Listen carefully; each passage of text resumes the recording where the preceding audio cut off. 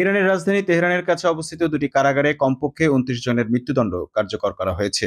স্থানীয় সময় গত বুধবার সকালে এই মৃত্যুদণ্ড কার্যকর করা হয়। ইরান ইন্টারন্যাশনাল প্রতিবেদনে এই খবর প্রকাশ করা হয়েছে।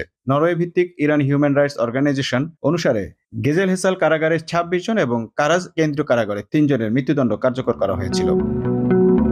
এইচআরএনজির পরিচালক মাহমুদ আমিরি মোকাদ্দাম বুধবার এক বিবৃতিতে বলেছেন, ইসরায়েল ইরানের মধ্যে উত্তেজনা বৈশ্বিক মনোযোগকে কাজে লাগিয়ে ইসলামিক প্রজাতন্ত্র বর্তমানে বন্দীদের গণহত্যা এবং ইরানে দমন পীড়নের কাজে নিযুক্ত রয়েছে। মৃত্যুদণ্ডপ্রাপ্ত ২৯ জনের মধ্যে ১৭ জনের মৃত্যুদণ্ড কার্যকর করা হয়েছে হত্যার অভিযোগে, বাকি ৭ জনের মৃত্যুদণ্ড কার্যকর করা হয়েছে মাদক সংক্রান্ত অভিযোগে এবং ৩ জনের ধর্ষণ অভিযোগ পাওয়া গেছে।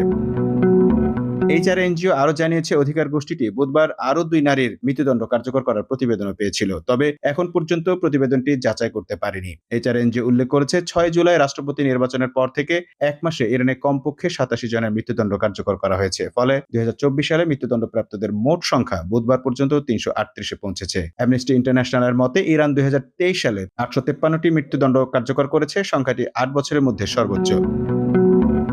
অ্যামনেস্টি ইন্টারন্যাশনাল উল্লেখ করেছে, ২০২৩ সালে ৬৪% মৃত্যুদণ্ড কার্যকর করা হয়েছিল মাদক সম্পর্কিত অপরাধ, ডাকাতি এবং গুপ্তচরবৃত্তি সহ আন্তর্জাতিক আইনের অধীনে মৃত্যুদণ্ডের ওয়ারেন্ট নয় এমন অপরাধের জন্য। এদিকে গত সপ্তাহে তেহরানে হামাসের রাজনৈতিক নেতা ইসমাইল হানিয়াকে হত্যার পর থেকে ইরান প্রতিশোধ গ্রহণের হুমকি দিয়ে আসছে। এ জেরে মধ্যপ্রাচ্য জুড়ে উত্তেজনা বৃদ্ধির আশঙ্কা করা হচ্ছে।